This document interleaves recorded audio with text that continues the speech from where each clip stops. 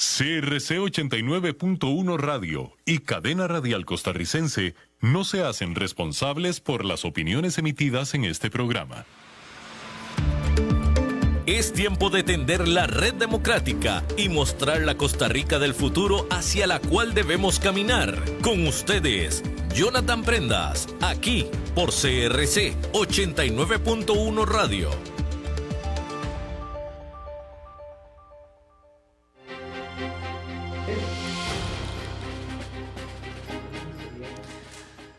Saludos, ¿qué tal mis buenos amigos de Red Democrática? Espero que se encuentren muy bien y que todo haya transcurrido de manera cómoda, ordinaria, pues que de verdad Dios los haya acompañado en este fin de semana y que las cosas en la familia y en el trabajo estén caminando de la mejor manera posible. El día de hoy, como ya es costumbre, estamos haciendo una edición especial de Red Democrática, edición política. Nada más y nada menos con un colega exdiputado de la República, don Ronnie Monge, a quien le digo que se haga un poquito más para acá, para que entre en el cuadro. Ahora sí. Ahora sí estamos. Ahora sí estamos en cuadro, ahora sí. Don Ronnie, bienvenido a una nueva edición de Red Democrática, edición política, acá en la 89.1 frecuencia modulada. Muchas gracias, Jonathan, y a Cadena Radial y a tu programa, por la invitación, que ya tenemos 2 o 3 meses de estar todos los lunes acá con ustedes. Como siempre digo, dándoles mi punto de vista, mi verdad, no la verdad de la mayoría o algunos costarricenses, es mi opinión, porque este es un programa de opinión, porque todavía tenemos libertad de opinar. Y digo las cosas desde mi sistema de creencias y desde las cosas como yo las veo, pero la verdad que es una oportunidad, es una escuela de formación para todos los y las costarricenses que escuchan este y otros programas, tratando de entender cuál es la realidad nacional, pero sobre todo formándose un criterio, que es lo más importante, formarse un criterio para tomar decisiones. La libertad no solo es la posibilidad de elegir. La libertad es la posibilidad de escuchar y tener nuestro propio criterio, no por lo que digan algunos, no por lo que digan muchos o no por lo que digan la mayoría, sino por lo que yo espero de mi país y lo que quiero que sea mi país. Ronnie, cuando vos siempre has planteado el hecho de hablar sobre tu posición y sobre lo que se puede y no se puede entender, intentamos siempre educar de la mejor manera posible con insumos pues objetivos. Igual intentamos poner realidades políticas que a algunos les va a gustar y a otros no, pero aquí estamos simplemente para condensar información, condensar realidades y poner sobre la mesa actitudes que son buenas y otras que no tanto de la campaña electoral, para poder poner en perspectiva las cosas que suceden y que la gente pueda tener un mejor criterio para emitir su voto el próximo 1 de febrero. Ya estamos oficialmente en el segundo tracto de los 4 que componen 4 meses de campaña oficial, y en esta semana no fue la excepción y pasaron muchas cosas. Y yo te tengo una pregunta de inicio. Yo más bien sentí esta semana calmada, ¿no te parece? Mira, a ver, sí, en las disputas de unos contra otros, pero estuvo muy álgido el tema del director del OIJ, que siempre va a traer una cola política de por medio, y también siempre va a generarse una alternativa y una suerte de efecto dominó en otros muchos temas, y la gente ve eso y se le baja la confianza, porque el OIJ una institución de amplio y de buen ver en el país, y que su director esté en medio de este problema, no deja de llamar la atención a nivel político. Unos atizan el fuego y otros intentan apaciguar. Estuvo la presidenta del Tribunal Supremo de Elecciones, tuvo que salir en una conferencia de prensa con todos los magistrados y llamar al orden al presidente, ya de una manera muy directa. Eso también tuvo mucho que ver. Se rifaron los puestos en la papeleta oficial del 1 de febrero. Y en el tema de las giras de los candidatos y candidatas a la presidencia, pues no se ve tanta gente, y aunque algunos quieran mostrar que fue muy concurrido, uno que es del área de comunicación sabe que uno depende cómo tome la foto, así se ve que estuvo un montón de gente, y cuando apenas hubo la gente base para poder tener una actividad básica. Pero más allá de estos elementos que ya vamos a ir a verlos uno por uno, Ronnie, cuando hablamos de campaña electoral, hablamos, y ahora lo comentábamos fuera de micrófono, de una suerte en esta ocasión de campaña tóxica. ¿Ves que la campaña se está volviendo tan tóxica entre los candidatos que a la gente ya le está rozando y ya le está molestando y ya le está desinteresando aún más la campaña de lo que ya se sabía que no era necesariamente el primer punto de la agenda del diario vivir del costarricense? Yo creo que la palabra es más violenta que tóxica. Nos hemos vuelto, voy a citar hace 20 años a Pilar Cisneros, cuando decía doña Pilar, siendo periodista, ¿en qué momento nos volvimos un país tan violento, donde cualquier cosa exacerba los ánimos y perdemos el control? Eso está pasando. Sí, mucho. Y ahora te lo comentaba. Yo hice un post porque me ha hecho mucha gracia que algunas de las personas, amigos míos inclusive, me ponen como, mira, pero es que el presidente es muy popular. Yo, no, ya, eso no está en discusión. Eso definitivamente no está en discusión. Lo que estamos discutiendo aquí es si la popularidad es lo que hace bueno o no a un presidente. Y yo discrepaba y entonces citaba un paraje bíblico, que aunque alguna gente me dice que hay cosas que no se comparan, al final la Biblia es un hecho histórico, y entonces una persona buena, considerada así a través de los siglos, independientemente del credo religioso, como Jesús, no fue tan popular como Barrabás y fue crucificado. Sí. Entonces la gente me decía, ¿pero por qué estás atacando al presidente? Yo, no, yo estoy atacando al presidente. Tengo meses, años de decir que le aplaudo al presidente su capacidad de comunicación. O sea, eso, por lo menos para mí, no está entredicho. Tiene una gran capacidad de, además de convencer y hacer creer a la gente que está alrededor de él que esto es el camino correcto, y eso es bueno, digamos, de cualquier líder. Pero de eso a que la popularidad nos convierta en que eso es bueno, es incorrecto. Y lo he dicho también, Hitler fue muy popular en Alemania, inclusive en su momento los Ortega en Nicaragua, los Castro en Cuba,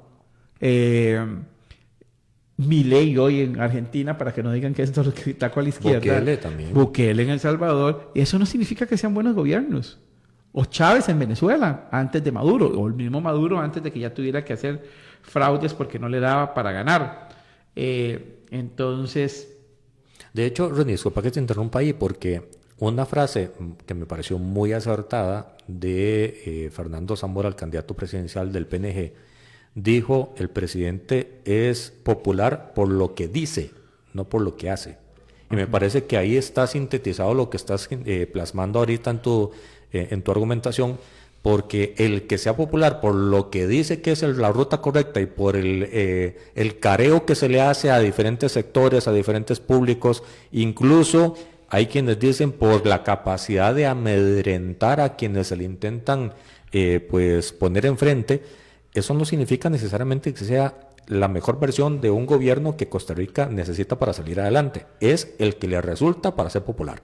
Y no solo eso, yo creo que también el punto a favor de don Fernando Zamora es: yo no voy a venir a decirles a ustedes lo que está mal, porque si hay cosas que están mal, aquí, vamos a ver, no importa el partido que seamos, hay cosas por mejorar en este país, ¿sí? Hay que ver cómo podemos hacer más cosas antes de que nos las paren a priori, sin perder el control de la corrupción a través de la Contraloría. Es una realidad que yo estoy convencido que se ocupa una nueva constitución. Para mí, también, o sea, hay cosas que este gobierno ha dicho que son reales, pero las formas de llevarlas no son así.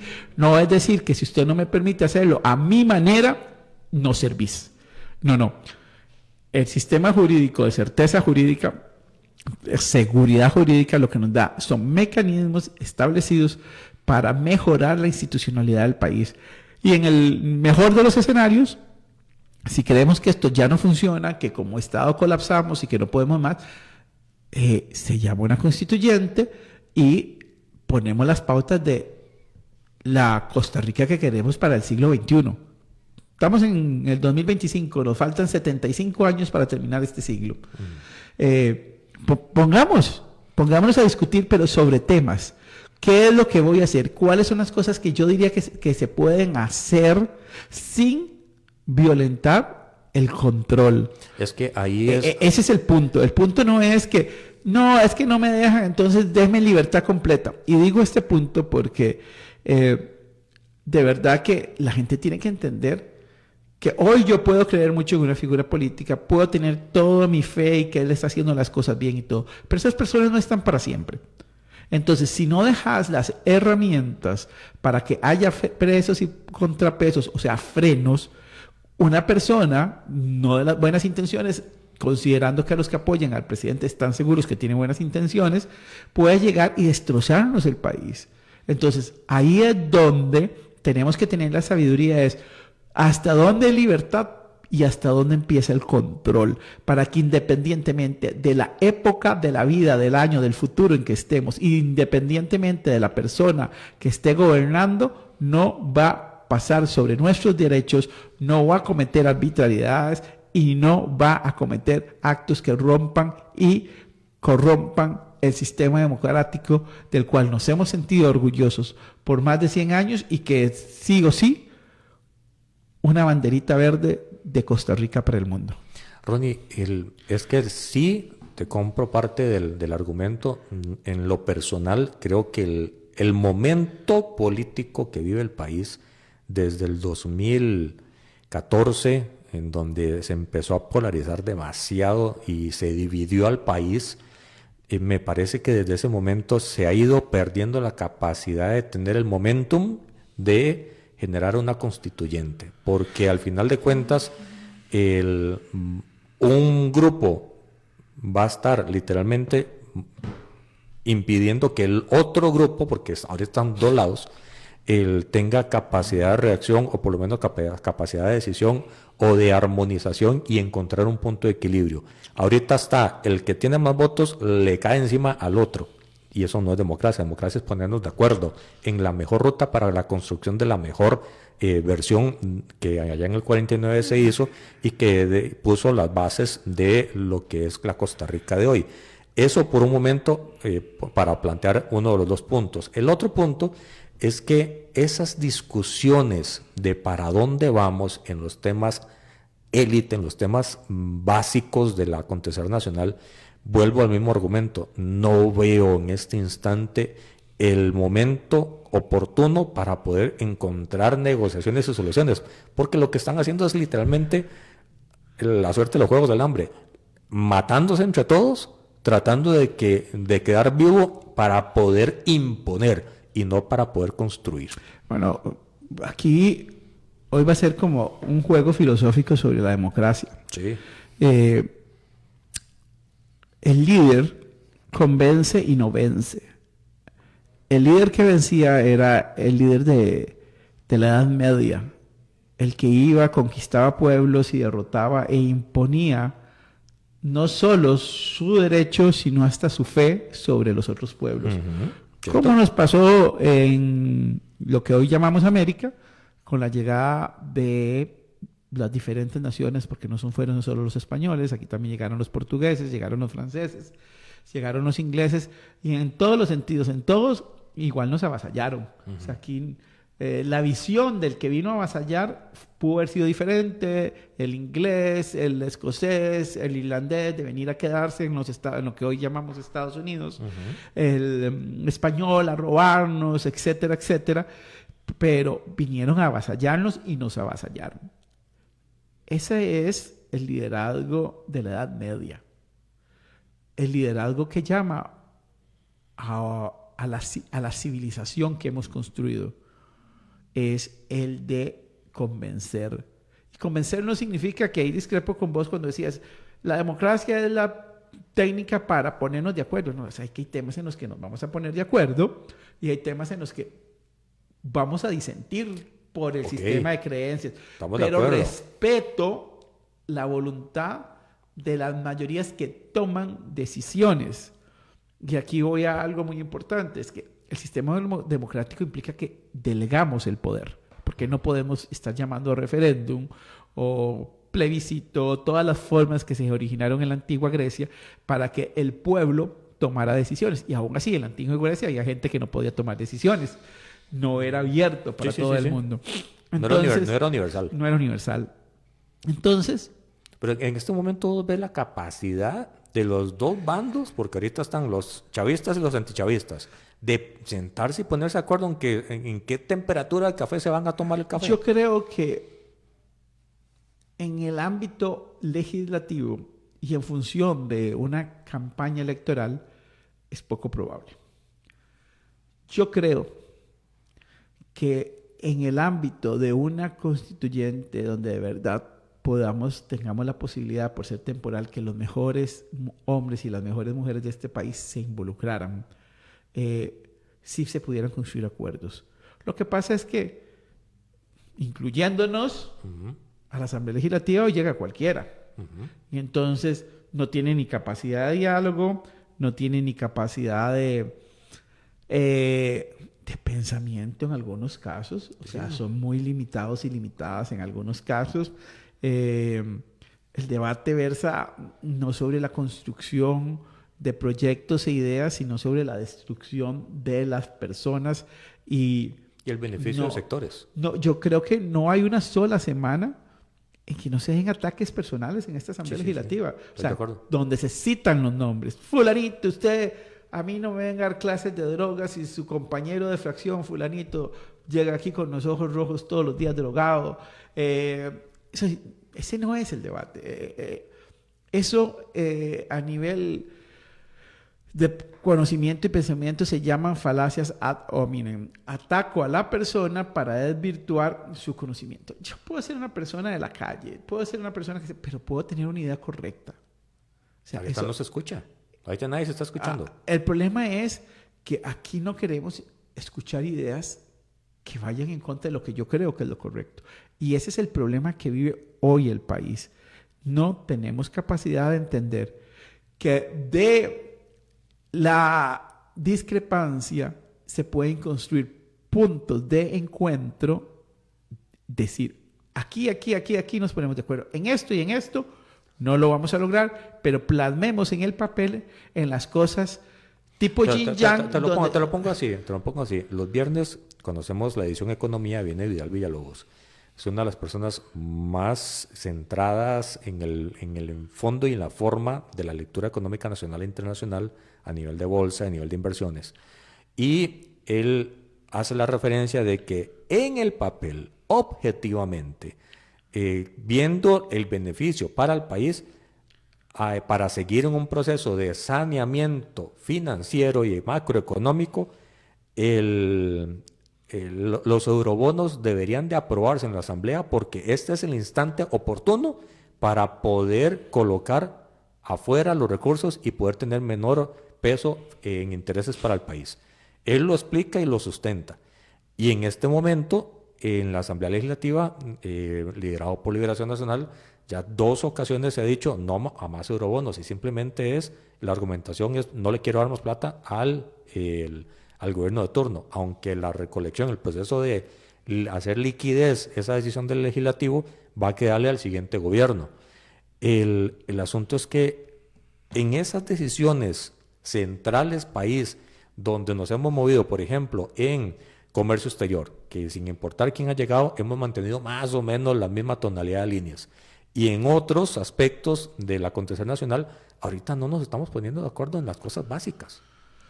Vieras que yo no creo que no haya voluntad, simplemente estamos en un momento electoral donde que cada quien vive la política, la politiquería y la política Los puentes están tan quemados como para que esta tensión electoral... Yo creo que la frase de derribar puentes y quemar puentes es más una postura política que una real. Al final, obviamente, para el discurso, para lo que busca, digamos, el oficialismo, que es tener muchos diputados, decir, no queremos nada con la oposición, lo que está tratando de decir al electorado, si usted no quiere lo que la oposición ha hecho, vote todo por nosotros para que seamos mayoría y que todas esas ideas que ustedes comparten con nosotros las podamos convertir en realidad. Pero si eso no sucede y ellos ganan, pues van a buscar aliados, como lo buscaron en este gobierno, como fue Nueva República, como ha sido la unidad en algunos momentos, como lo ha sido Liberación en algunos momentos para esto, como en algunos proyectos también lo fue el liberal progresista. Vamos a ver, yo he hecho una pregunta trascendental a lo largo de estos casi 4 años. ¿Qué proyecto importante que tenga viabilidad legal y que no sea ordinario como el presupuesto, que tenga viabilidad legal, no se le ha aprobado al gobierno?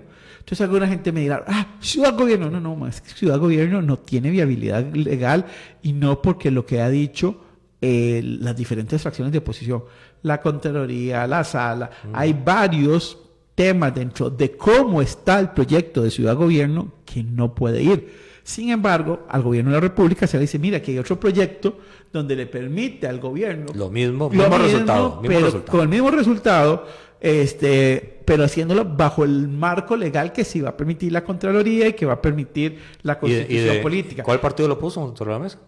No hablemos de partidos. Es que eso fue la decisión. Hubiera sido algún aliado, entre comillas, y no creo que haya sido el mismo resultado. El punto es que se desecha. Entonces si lo que queremos es... Y voy a poner un ejemplo que estamos a un mes de eso. En el 2015, yo propuse un proyecto de ley para que el 1 de diciembre fuera feriado. Cierto. Para conmemorar la abolición del ejército como institución permanente. Es un proyecto que, desde mi perspectiva, después del 15 de septiembre, era la efeméride patria más importante, más allá de la erección del partido de Nicoya, más allá que celebramos el encuentro de culturas el 12 de octubre, más allá del 1 de mayo. Era algo cívico que había que... Ajá. Sí. Ustedes archivaron ese proyecto y la fracción de Liberación Nacional todo lo volvió a plantear y se convirtió en ley de la República. Hay gente que me decía a mí, qué barbaridad, la gente de tu partido te robó la idea.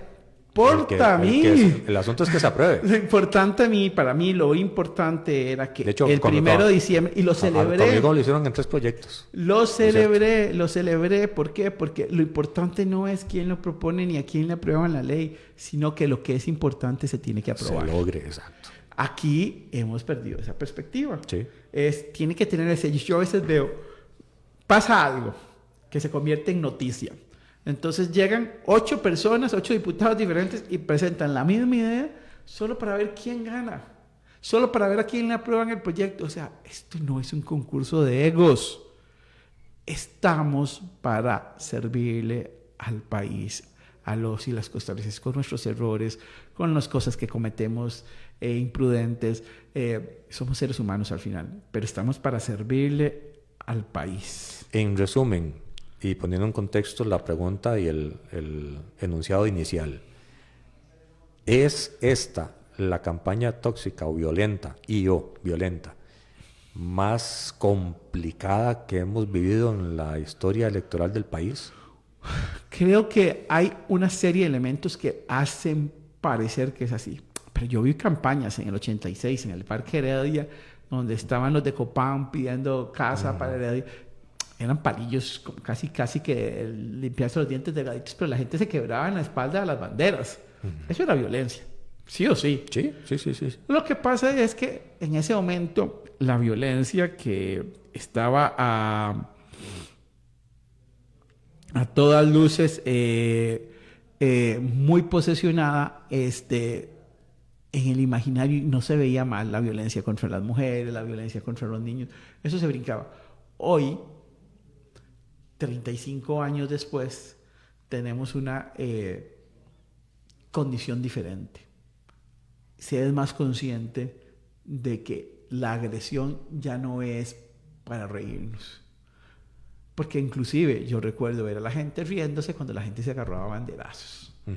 Era como parte del circo romano. Sí, sí, sí. Hoy tenemos más conciencia y pasamos del banderazo a la agresión, que es más fácil, en la que yo no doy la cara, en la que nadie sabe quién soy yo, y te trato y saco toda esa pudrición que llevo en mi alma y que no se lo puedo decir a alguien que realmente es la que te detesto, que puede ser el jefe, que puede ser su pareja, pero la desemboco ahí para liberarnos, como pasa también en el fútbol. Uh-huh. O sea, esas barras las barras alentando son súper bonitas, pero o sea, yo voy a reprochar lo que pasó hace 15 días cuando saliendo el bus del Olimpia de Honduras de Alajuela, lo apedrearon. No, señores. No para tanto. O sea, cosas, yo hace una semana atrás, cuando Alajuela gana en el Morazán, en el Chelatucle se llama ahora, en Honduras, la gente del Olimpia aplaudiéndole. Yo, pues, ¿qué nos cuesta? Y decimos que somos un pueblo más educado que el hondureño. Es que yo creo que ya no es no es lo educado, sino lo culturalmente pacífico. Yo creo que ya hemos perdido mucho. Y todas estas experiencias políticas fomentan, es la palabra, fomentan esta suerte de pleitos y de guerra de guerrillas entre todos, y cualquier cosa es un desbarajuste total a nivel país y a nivel de redes sociales. Y yo creo que las redes están siendo un detonador del comportamiento de la gente. Sí, claro.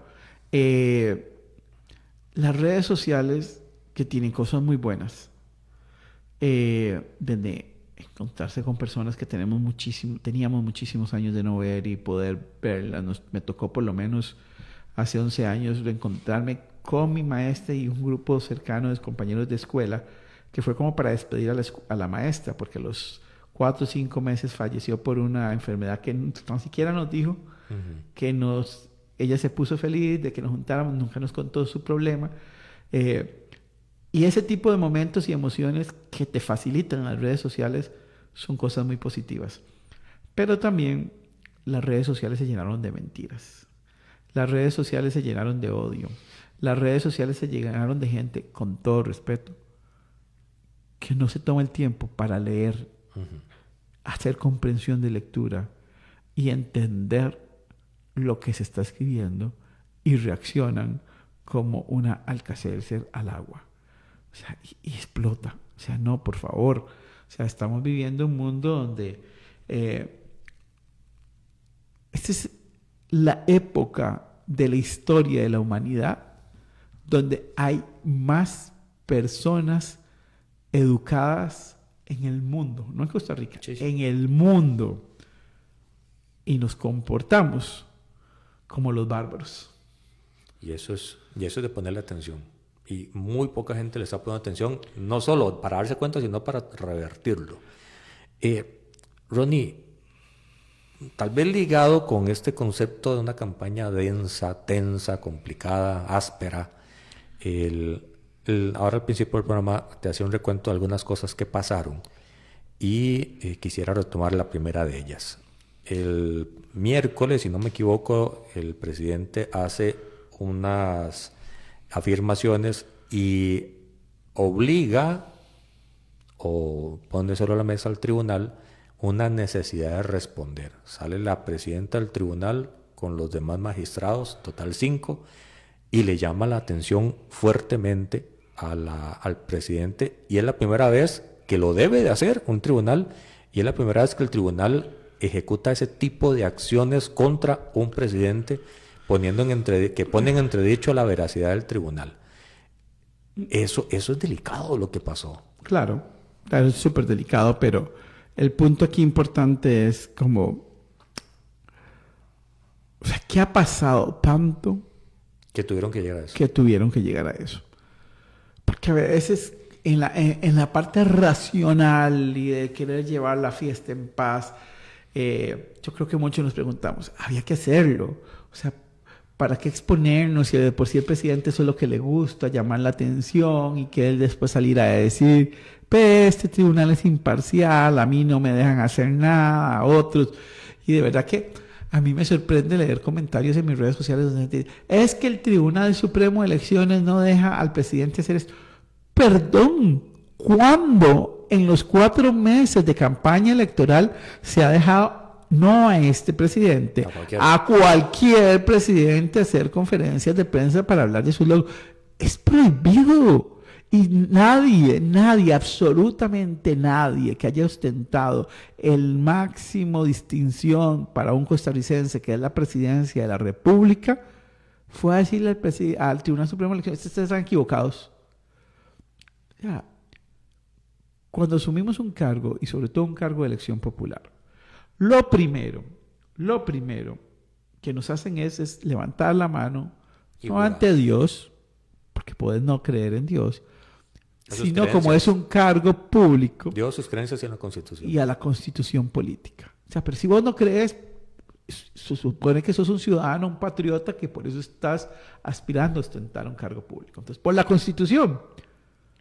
La Constitución es clarísima. Las normas electorales las interpreta el Tribunal Supremo de Elecciones. No el presidente de la República, no los ministros, no los seguidores de un partido político. Y históricamente se ha prohibido eso. No es nuevo. Y si a ustedes le dicen que esto nunca ha pasado, que es la primera vez, váyanse a la historia. Eso no es nuevo. Se prohíbe. Es más, ese día que inicia la campaña, en este caso el 1 de octubre del 2025, hasta la fuerza pública pasa a manos del Tribunal Supremo de Elecciones. Ya no es el presidente. Precisamente para evitar una manipulación. Exactamente. Entonces yo digo, ¿qué es lo nuevo? ¿Qué es lo que tiene a todo el mundo fantaseando y diciendo que esto no puede estar pasando, que esto no es, que se le ataque al presidente? No, señores, no coman cuento. No le crean al presidente, no me crean a mí. Vayan a revisar la Constitución y vayan a revisar la historia de este país. De hecho, eso aplica con lo mismo que cuando la gente le dice, la Biblia dice tal cosa. O sea, si usted no leyó la Biblia, va a creer lo que la gente dice que dijo la Biblia. En este caso, la Constitución. Si usted no se toma el tiempo de leer la Constitución, de leer el Código Electoral y de estar debidamente como manda a un ciudadano de este país, estar informado, pues va a creer lo primero que le pongan por enfrente en las redes sociales. Y la Constitución es súper pequeñita, son 195 capítulos que le pueden servir a usted, a mí y a cualquiera. Para entender el país. No solo para entender el país. Si alguien quiere hacerle un arresto ilegal, si alguien quiere sacarle cosas de un carro, si la policía quiere pasarse por encima, usted va a entender cuáles son los derechos fundamentales que todos los tenemos. Tómese en el tiempo. Además, debe ser el compendio de leyes más barato que usted encuentre en cualquier librería, la Constitución Política. Para no sonar hereje antes de que alguien me critique. En toda casa de cristiano debería estar la Biblia y la Constitución. Sí. La gente, mira, ¿cómo se le ocurre comparar eso? Es que el mismo Jesús dijo, a Dios lo que es de Dios y al César lo que es del César. Exacto. El César es el Estado. ¿Qué nos quiso decir Jesús? Así como usted tiene que comprar las normativas celestiales, espirituales, para no ser reprimido y castigado, por llamarlo de alguna manera, no me gusta la palabra castigo, y no tener como premio el no premio. Eso pasa también con el Estado. Entonces, al César, hágale caso para que usted para que usted vaya donde quiere ir y no vaya donde no quiere ir. Eso es exactamente, aplica igual. Y a mí los que me digan, no se confunde la religión con la política. No, señores, es que... A ver, vamos tengas o no creencias religiosas, vámonos entonces... La Constitución tiene un fundamento judeocristiano. O sea, básicamente la Constitución está formada, todos sus pilares, en las creencias y las convicciones que atesoraron los constituyentes y que son las bases del país. Inclusive, vamos a ver, para seguir hilando más delgado, cuando usted agarra el Corán, los primeros libros del Corán con nombres diferentes es prácticamente igual a la Biblia. El judaísmo, sus 5 primeros libros, el Pentateuco, son los mismos que dan base al cristianismo. Entonces, cuando tenemos claro que independientemente de la religión en la que vos creas, los fundamentos básicos coinciden, van a coincidir también con la organización social, porque ese es el pacto social. El pacto social viene del sistema de creencias que tiene una nación, un grupo de gente. Y hasta hoy, sí, la parte espiritual, en prácticamente todo el mundo, aunque no lo diga expresamente la Constitución, tiene sus bases para el ordenamiento jurídico.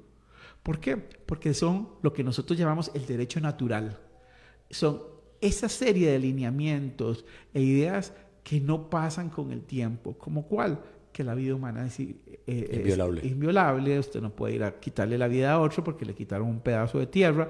Que el valor vida está sobre el patrimonial, está sobre todos los demás valores jurídicos tutelados en las diferentes organizaciones jurídicas, instituciones jurídicas. Entonces, ¿por qué quiero decir esto? Porque tenemos que respetar lo que nosotros juramos cumplir. Porque si yo no respeto lo que yo juro cumplir, ¿con qué certeza los costarricenses y cualquier ciudadano del mundo puede pensar que más adelante, con más poder, les van a respetar sus derechos? Y es que esto está en la ciencia ficción y en las películas. En el episodio 2 de Star Wars lo puede ver. Y ayer que estaba viendo también otra serie también de Star Wars, se llama Andor. Hay una serie de escenas en el Parlamento donde se vienen a decir como el canciller supremo dice: deme todos los poderes y yo apenas ordene y traiga la paz a la república, los devolveré. Todo el mundo aplaude y una senadora dice y así es como se acaba la democracia. Entre vítores y aplausos. ¿Por qué? Porque al final, cuando la persona tiene el poder, en muy pocas excepciones en la historia de la humanidad, lo ha devuelto. A propósito del estado de excepción que se propone en algunos momentos. Exactamente. Y después, en esta serie, que no lo había visto, lo vi curiosamente hasta ayer, que se llama Andor, hay una senadora que también cuando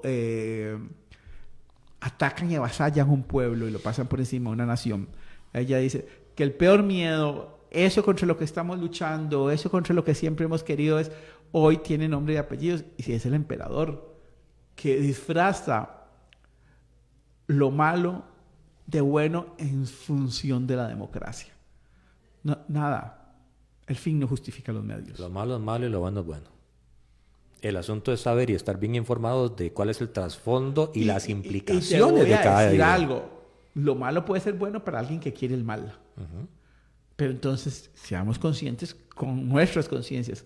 Si yo estoy del lado oscuro, voy a querer lo que está del lado oscuro. Y todo bien, su sistema de creencias es irrespetable. Si mi sistema de creencias dicen que esto y esto y esto es lo bueno, y yo quiero estar dentro de esto, que a mí que me quedaron como bueno, pues evidentemente voy a ver las cosas que no están dentro de este sistema de creencias como algo malo. Y obviamente lo voy a atacar. Lo que hizo el tribunal tuvo implicaciones. La mayoría, la inmensa mayoría de los candidatos presidenciales, no todos, cerraron filas a favor de la institucionalidad del tribunal como galán, como baluarte de la democracia. Lo hicieron bien, había que hacerlo, pero ¿y qué? Yo te voy a hacer una pregunta básica. Cuénteme, ¿en qué parte del mundo, cuando hemos hablado de fraude electoral, fue en contra de quien ostentaba el gobierno? ¿A dónde? Porque quien ostenta el gobierno tiene el poder, tiene la representación, tiene los medios coercitivos, desde donde hay ejército, el ejército, la policía, tiene muchas cosas para coaccionar o inclusive favores, puestos a familia, etcétera, etcétera, para lograr que un tribunal electoral le favorezca. Yo nunca,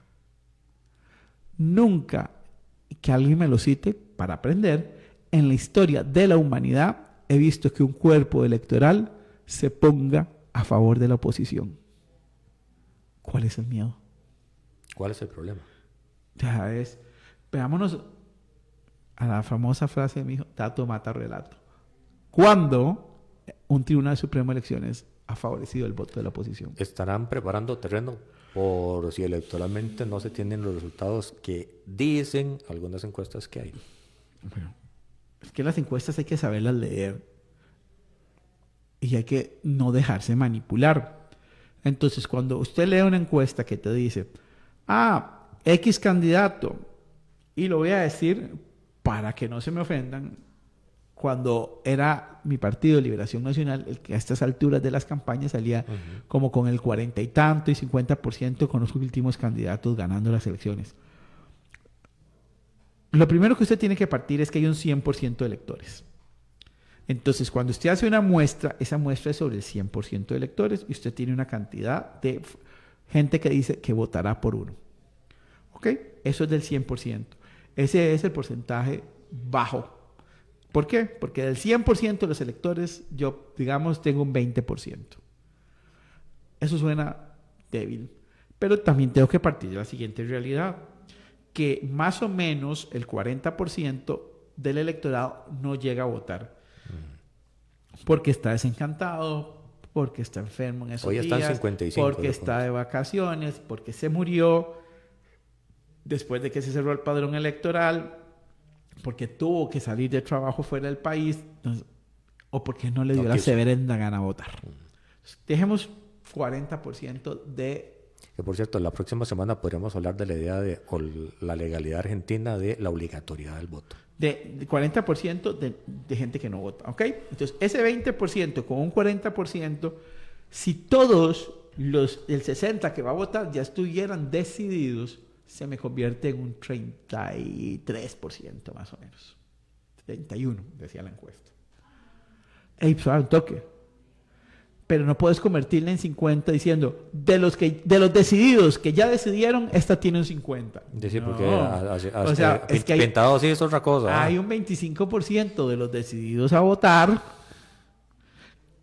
que va a votar. Y que entonces, ya sabe por quién. Entonces, yo inclusive hablaba con uno de los dueños de encuestadores y le decía, ¿por qué sacas estos datos? Y él me decía, no, porque es que históricamente esos indecisos se distribuyen en las mismas proporciones. Y yo, suave, todavía peor, porque si se distribuyen en las mismas proporciones va a seguir siendo el 31, no te va a disparar al 47. ¿Y qué tal que no se distribuyan en las mismas proporciones?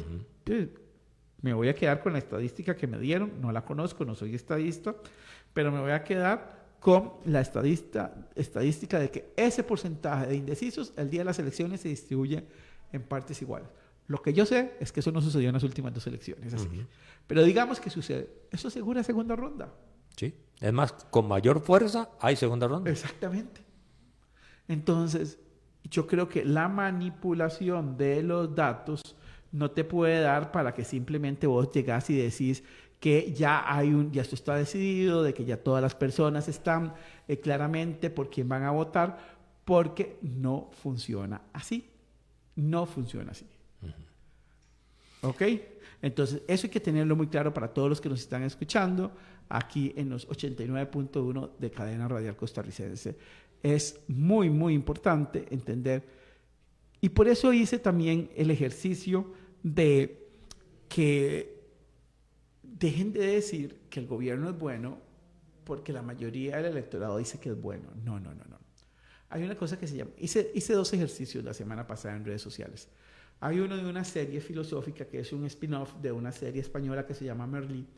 Y entonces viene un estudiante que va a llegar tarde, entonces la profesora le dice a sus estudiantes, vean, Digámosle que este folder, yo voy a enseñar este folder que es color verde, pero cuando yo les pregunte a ustedes, todos van a decir que es color rojo.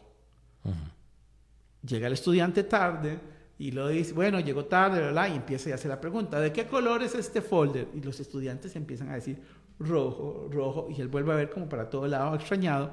Y cuando le preguntan qué color es, dice que es rojo. Rojo.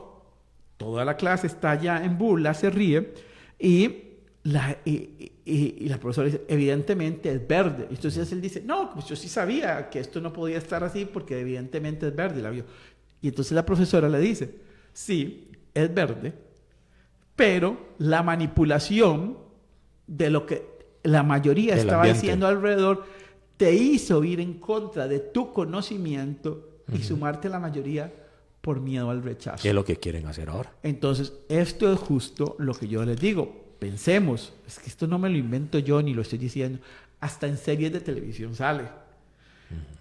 Y después hay una serie de gente que también ha salido en las mismas entrevistas de televisión donde le preguntan, ¿y a qué vino usted a marchar? Por los logros del gobierno. ¿Cuáles son los logros?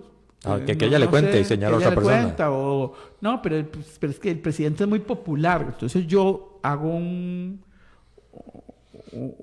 narro un hecho histórico y digo, o sea, para los que creen que el actual gobierno de Chávez es bueno porque es popular, no lean esto porque se van a sentir tontos.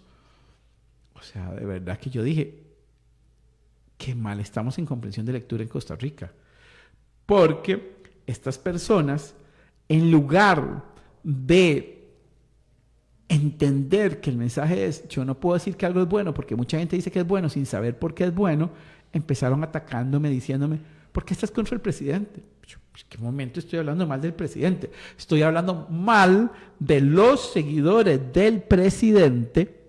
Estoy hablando mal en contra de los seguidores del presidente que no, y no de todos, que no tienen la capacidad de decir ¿por qué? ¿Por qué es bueno? Y que la respuesta es que es un presidente muy popular.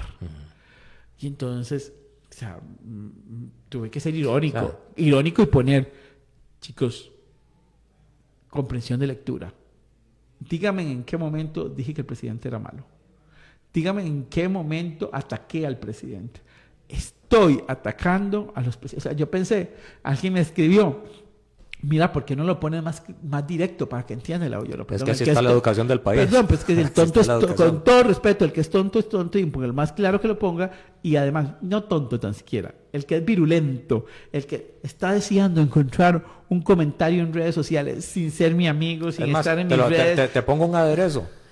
Según todas las encuestas, el presidente que ha tenido Costa Rica con mejor ver en el ciudadano, en el tico, es Oscar Arias. Hasta este gobierno. Sigue siendo Oscar Arias el de mayor aceptación. Ajá. Entonces, pongamos en contexto ese efecto masa que está obligando a todos a pensar lo que unos quieren que piense. Pongámosle un poco de sustento. ¿Por qué yo voy con X? Y si estoy convencido y encuentro la razón, maravilloso, quédese ahí, nadie le está diciendo que se quite. El asunto es, tenga fundamento, porque al final de cuentas usted va a decidir por sus hijos y nietos. Y si no lo hace certeramente, va a ser un irresponsable que está ocasionándole un problema al país. Solamente por el hígado y por lo virulento. Claro. Y no solo al país, al final a cualquier administración, independientemente si estás apoyándolo o no, un país en conflicto que puede terminar autoagrediéndose y autogenerando odios que pueden llevar a revueltas populares, no le hace un favor a nadie. Ronnie, estamos a 2 minutos 3. ¿Cómo ya? No, dice Chava que 4 minutos. A 4 minutos de terminar, y dice Hilda que está allá afuera que también en 4 minutos. Dice Chava que le pareció tan ameno el programa que nos va a dejar más tiempo hoy. Exacto. Y Hilda ahí también nos dice que sí. Cuando hablamos de todo lo que pasó la semana pasada, aquí en Costa Rica no hay escándalo que dure 3 días. Lo que le pasó a Fabricio se pasó por lo que le pasó al otro, lo que le pasó al otro, y así vamos. Y se van tapando tortas sobre tortas y sobre tortas. Pero el asunto es que la gente sigue pensando de que las cosas están muy mal porque a todo el mundo le están sacando cosas. Eso va a provocar una campaña certera de criterio? ¿Tenemos la aspiración y la posibilidad de tener una campaña sustentada en la razón? ¿O más bien va a ser una campaña con mayor, cada vez más confirmado que va a ser por hígado? Y antes de que me respondas, Víctor Borge está acentuando lo que estás diciendo sobre la distribución de indecisos, está escuchando el programa y dice, tiene toda la razón don Ronnie, eso no se puede hacer así, por eso hay que leer las encuestas muy bien para no ser mal influenciado. Pero ¿sabes qué es lo que a mí me da tristeza? Ustedes los comunicadores, Jonathan. A mí están muy grandes. Yo sí sé. Estamos grandes, están en medios muy reconocidos y los voy a citar como La República, como El Mundo, reproduciendo estas cosas como si no, o sea, yo soy abogado. Sí. O sea, yo sí tuve la capacidad, no es porque yo sea un genio, es que 2 más 2 es 4.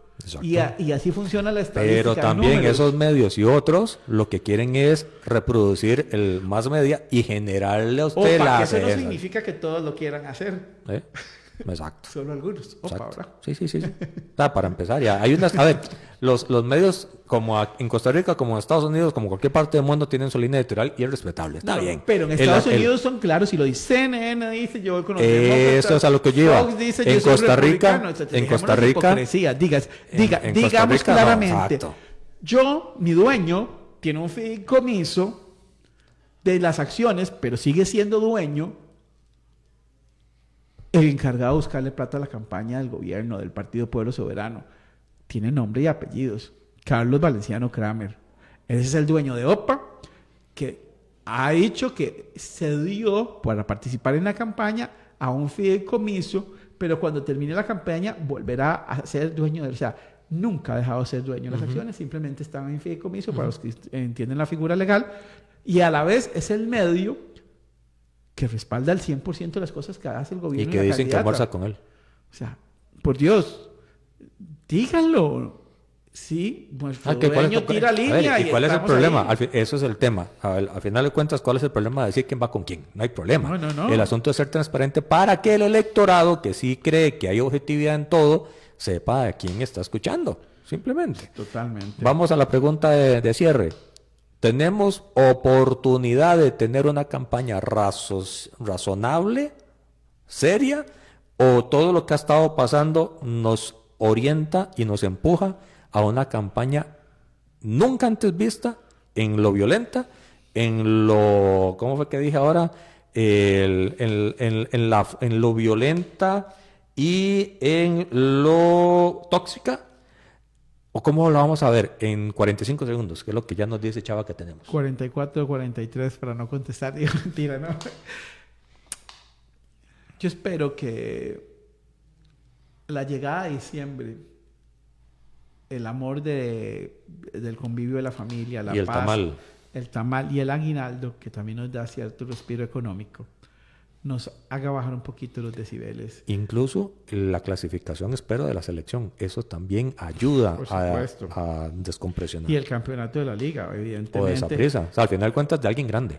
No, el campeonato de la liga, la clasificación de la CL, el aguinaldo, esas son las cosas que de Saprissa, ¿va, Chava? Eso es lo que hace feliz a un costarricense, el campeonato de la liga, el tricampeonato de la Centroamericana y el aguinaldo. El de la liga ya se ve con familia. El de la liga ya tiene estatus de milagro, entonces puede ser que todo el mundo se contente. Exacto. Muchas gracias a todos y todas por escucharnos, Chavarría. Muchas gracias por ayudarnos en el control principal, a Jonathan, por la invitación. Hoy y a todos los que nos escuchan. Hoy a las 7:30. No, me acaba de confirmar, voy a decirlo, voy a adelantarlo. Bueno, don Ariel amaneció con migraña y me está escribiendo él y su director de campaña que reprogramemos. Vamos a ver en el transcurso del día, vamos a estar comentándoles y ojalá que se recupere. Que vamos, y obviamente que la salud de don Ariel, en aras de una campaña donde todos puedan participar en igualdad de condiciones, igual que lo pedimos en su momento, por la salud de don Eli Feinsack, se recuperen y estén de pronto de vuelta en la campaña. Muchísimas gracias, hasta mañana, si Dios así lo permite. Esto ha sido todo por hoy en Red Democrática. Los esperamos en nuestro próximo...